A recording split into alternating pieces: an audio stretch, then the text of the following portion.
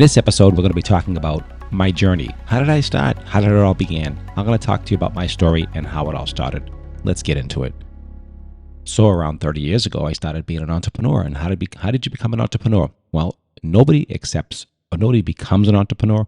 People develop into being an entrepreneur. People evolve into becoming an entrepreneur. And that's pretty much how it happens. So you take your business ideas, you take a chance, someone gives you an idea. So how it started for me many, many years ago is that I had a job, working regular jobs and doing my own thing. And I always said, it'd be great, work for yourself, do your own thing. But I never had the opportunity or never knew how to do that. And it was very difficult at that time. So working, doing my thing. And then we used to walk in this mall. And we walked by this mall and we saw this guy selling hair things, hair accessories. Okay. And every time we walked by, it's like he was always busy. He was packed. Back in the day, the kids loved, Claire's and all these different things. There was like hair scrunchies and nail polish, and he was selling all kinds of cool stuff. And he was always busy because we used to walk the mall all the time for exercise. And one day we walked by him and say, "Hey, yeah, how's it going? How's your business doing?" Because we always had an interest in business. "Oh, great, I'm doing great. How you guys doing? Who are you?" Talking, and he says, "Oh, I'm interested in possibly selling my cart. Are you interested?" And we looked at each other and said, "Possibly." We knew nothing about business. We really didn't know. So we talked about it, and it was like a lot. It wasn't a lot of money. It was like $3,000. He wanted to get out. He was working 1,000,000 hours, and he was getting burnt out. But this was our first really experience dealing with like a retail, business, learning about being an entrepreneur. "I'll give you my contacts," he says. "I'll give you my information, and I'll tell you where to buy the stuff." Everything was like, "All right, cool. Like, how can you beat that, right? It's a great deal." Now, so we gave him it was like I think it was like $3,000 or $4,000. He gave us all the inventory. He gave us a register. He showed us how to do it. It was pretty simple laid out. It was a basic concept of 3 for $5. So any items on the cart were, I think, $2 each or 3 for $5, something like that. And so it was a very simple concept, and it worked. It was always packed. It was a cash business. And he had basic stuff. He had some hair scrunchies, and he had hair clips, and he had nail polish. And that's what he had on the cart. Only those 3 things, but it was always busy. The kids loved it. And it was a cash cow. And the profit margin was huge, like 70%, 75%, which isn't great. If you're in a mall paying a lot of money for rent, it wasn't the best, but it was really good. So it was a good opportunity. So he gave us the sources. We looked all around, and it worked out great. So we used to go to the sources and go to this local place and buy the hair scrunchies and buy the nail polish. And I'm saying, gee, they were paying like $7.50 a dozen for hair scrunchies and $12 a dozen for hair clips and whatever, and $8 a dozen for nail polishes. I'm saying, is there something better? Then we learned there was some shows in Las Vegas. Basically the local guy would go to New York, buy the product, and upsell it. So he'd pay $3 a dozen, sell it to you for 6 or 7. So he was doubling his money, right? But I didn't want to be the middleman. I wanted to buy direct. So we went to Las Vegas, and then we started finding all these sources. And we would find scrunchies for $2 a dozen instead of $7 a dozen. We would find nail polish on clearance or closeouts for like 10 cents a bottle. We would find hair clips for like $2.70 a dozen versus 10 or 8. So the margins. Now, what happens when you start doing that? You create more margin. Yeah, you might have to pay a little bit of money to go to Las Vegas or travel. But at the end of the day, we found so many different things. So we started expanding. We started opening up our mind. What else can this cart do? What other things can we sell besides those 3 things? So we started selling cartoon items. We started selling, hair braid items, the topsy tail. Back in the day, we had like a topsy tail. We had a beaded thing. We had so many different things. The cart was doing fabulous. And we just started out in that entrepreneurship. So that was one business thing that we started.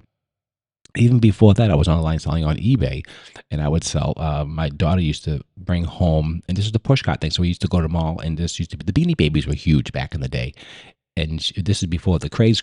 This was like the normal stuff. And she would go by and pick up a Beanie Baby and pick up another one. And her grandmother would buy her all these Beanie Babies. I'm saying, what are you doing with all these stupid Beanie Babies? What is this crap? So don't forget, we had the push cart at the same time. And then she'd bring it home, the Beanie Babies, right? And I'm saying, Beanie Babies, we have a push cart. We can, okay, maybe there's a secondary market for this. And then the secondary market blew up. So she would give me a couple. So she had duplicates. I'd put them on the cart for like $25, and they would sell in a second. I'm saying, she paid $6. I sold it for $25 here. Something's up with this. And that just took off, right? I mean, that blew up. So we knew people in the mall. We knew all the Hallmark people. So we had all kinds of connections. And so this is entrepreneurship. So this is how it develops, right? You start thinking and thinking and thinking. And this is how you become an entrepreneur, by an idea, by seeing something, seeing somebody. We would sell them on eBay. We would put them online. There really was no Facebook, none of that stuff. There really wasn't that. It was basically eBay. And you have to pay for a service for photos. It was checks in the mail. It was so different than it is today. I mean, today it's really great. But back in the day, you really had to work at it. So the Beanie Babies were huge. So we capitalized on that, and I would do shows, and I would have, stand in line for hours. So as an entrepreneur, you start developing ideas, and that's where things change. Okay, so you start thinking about ideas and other things you can do. So you try to reproduce what you're learning. So entrepreneurs are always thinking of ways to making money. And with eBay was a fantastic opportunity. You take all the ideas that you have, now you have a world platform, right? You have a global platform in front of you, like, wow, this is a huge opportunity. So we started selling the Princess Diana bear, and we used to sell local. We used to sell, but after a while, people got greedy, right? So all these Hallmark people and all these sellers, resellers, are the people who are buying directly from Thai, was charging huge money. They were charging $60, $70 a bear or whatever, because they knew we were getting 200. So see, and that's nothing wrong with that, because they are an entrepreneur. Entrepreneur, basically a capitalist, right? So you're trying to learn and trying to build a business, and not take advantage, but also how to leverage items, leverage your idea, leverage your products. That's what an entrepreneur, in my eyes, are. So leveraging. So eBay was an awesome opportunity to leverage my selling ability. So I would start putting Beanie Babies on it. Then Pokemon became big. I would do Pokemon. So my business idea, this is how I developed as an entrepreneur, by having an idea, by seeing something. I didn't want to work for another person anymore. I wanted to work for myself. And pretty much it went on from there. Amazing. We had multiple malls, we had stores, we had all kinds of cool stuff. So things really, so if things work correctly and you work the margins correctly, you can really develop really well. So that's how my story started. So basically started out, just doing that. And we always were interested in working for ourselves. Even before the mall, we used to do, no, actually at the same time, we would do craft fairs. I do craft fairs. Say, oh, what do you want to do? I don't know. Let's try to make candles. So how to make candles? I don't know how to make candles. So all right, so let's try to make candles. So we went on, and then there was no YouTube really. There really wasn't. There was really no information. So we would get some books, some ideas, talk to people, and we'd figure out how to make candles. Buy the wax, we buy the color, buy the fragrance, all this stuff, and it would just be very difficult. You have to warm up the glass. It would melt. It would shrink. It was a mess. It's like, this is just too hard for the return, because there was so much competition in the craft. If you ever go to a craft show, everybody's selling candles, right? Candles, soaps, all that kind of stuff. So we said, okay, well, let's get rid of all this. We don't want to do this anymore. Let's just get rid of. They're going to throw all these fragrances away. I don't take all these fragrances and just throw them away. So my wife would say, well, no, let's maybe sell them on eBay. Oh, that's a great idea. Maybe we'll sell them on eBay. So I would do some research on eBay, because eBay's great for research. And if you don't know about my channel, Talking eBay, check it out on YouTube. Gives you a lot of information, teach you how to source. So my idea was, all right, so we'll take some of these oils and I put them on eBay, and bam, they would sell immediately. Put another one on, it would sell immediately. Put another one on, sell it immediately. So what's happening with my entrepreneurial mind? I'm saying, fragrances, eBay, selling, profit. Okay, there's your entrepreneurial mind kicking in again. There it is, right there. It's like, it makes sense. Before you know it, I had another whole huge company because of eBay. eBay gave me basically the tools to test it into see if it was going to work, right? I mean, there's basically like a world test, getting out there, and it was flying. So now I have to find sources. So how do I find big bulk items of this thing? So I would look around and I would find sources. And I found a local source, and I was buying this by the drums. Okay, so I'm buying by the drums, and now I open up a website now, so you can see how things, progress. As an entrepreneur, it's unlimited, right? You can stay on eBay. You can just sell on eBay, which is fantastic. So eBay was a huge part, and then I would do room sprays, and I would make this, and I would make that. And we had a business for 20 years doing that, just because of an idea. So an entrepreneur is not just the business that you do. An entrepreneur is a person who develops ideas. So that's a difference. That's what entrepreneurs are really. I mean, basically, you're scheming with yourself. What can I do? How can I make things? What can I do? And for me, that was another idea. So eBay was an awesome opportunity to learn how to sell things. And I can go on more and more and more stories, because it's always a different thing. You're always pivoting because things change, right? With the new world today, things change, right? the economy, the shutdown, things happen all the time. So eBay was a huge potential. It was a benefit for us, all of us, because you were able to sell online. You had products. You had a death pile if you had a lot of items. So those are just some experiences that I have, and I have a lot more experiences. So there's so many different things that eBay allowed me to do to test my theory, to see if it works. And what it does, it gives you the edge. So it gives you a test audience, right? So any product that you have, if you're a crafter, this is a fantastic opportunity. If you like to dabble in different things, it's really just cool that eBay gives you that option. So I took all these ideas and made, from throwing away a little box of fragrances to opening up a huge business with probably 5,000 fragrances. And I ran that for 20 years, maybe more, I forget. And eventually we did sell that off. And it was just an opportunity. So we take chances, we take opportunities, we take risks, right? But a lot of times eBay takes that off the table. It can give you a lot of teaching. It can give you some advantage. So that's what entrepreneur is all about. That's why eBay is so awesome for a beginning on for people starting out as entrepreneurship, because entrepreneurship is an idea, is a strategy, and you can use eBay to really help really see where it's going to go, because that's what eBay does. eBay is awesome. So that's what it is. So that's kind of one of my stories, and the oil business took off. I had websites, and I sold on eBay forever. And then I migrated to Amazon. I did this, I did that. So once you learn the basic process behind selling, you can kind of go anywhere with that. So you can take it off. You can kind of, do your own website. I kept on growing eBay. eBay was huge in that business. Every time I had a new product, I would put it on eBay, and eBay always proven that it was either it was good, underpriced, overpriced, right? So it gives you really good live data right on the spot. Like, okay, this is selling too quickly. Let me see what's going on. And we didn't have Terapeak, and we didn't have Worth Point. It really wasn't that availability. It was almost like, okay, what was the customer willing to pay, and where was the break point? Where did it? How do you slow it down? Like, how do you balance it? You don't want to go too high. You don't want to go too low. You want to make enough profit. All that kind of stuff. So some things that would make a little bit of profit. Some things that would make a massive amount of profit, and some things were just there. And then listen to your customer. This is another idea, even on eBay.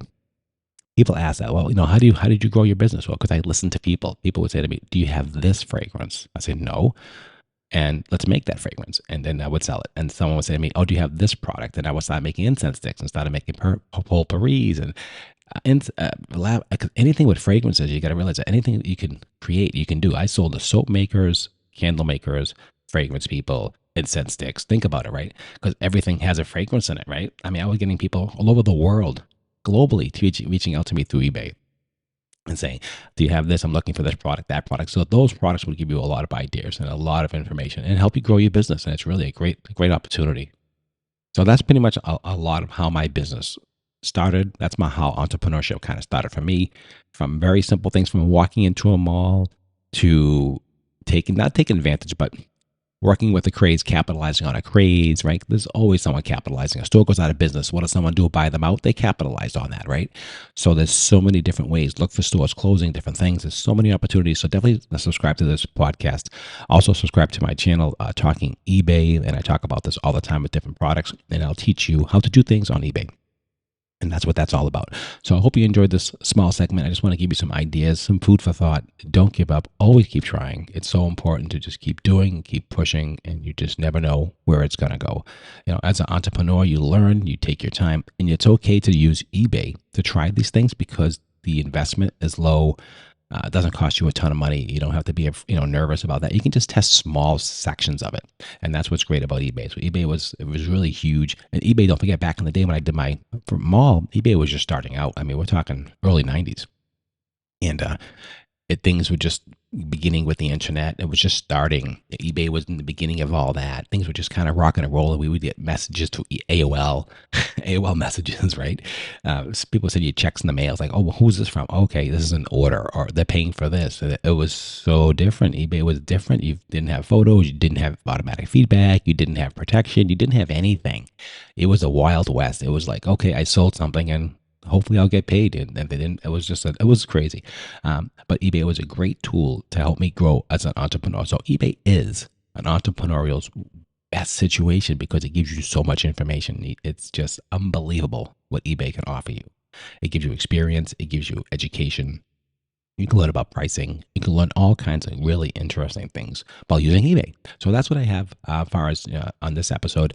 Hope you enjoyed it. I don't try to keep these episodes too long, so check out all the episodes. I try to keep it around 15, 20 minutes long. That way I can give you some information without taking up a ton of your time. So hope you enjoyed this. Let me know. Leave some comments, or if you go to my channel, leave some comments on Talking eBay on YouTube.